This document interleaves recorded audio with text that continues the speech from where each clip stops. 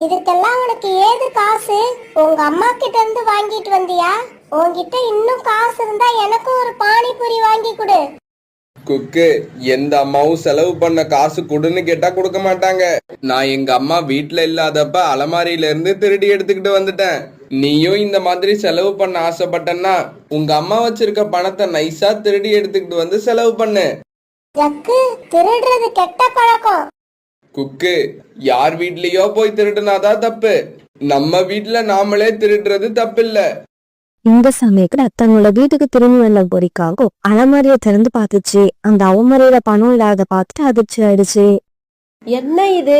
இந்த அலமாரியில நான் வச்ச பணத்தை காணோம். நேத்து ராத்திரி தானே இங்க பணத்தை வச்சேன், அதுக்குள்ள எங்க போயிடும்? இப்படி யோசிச்ச குறிக்காக பிறகு ஜக்கு கிட்ட இப்படி பேச ஆரம்பிச்சது.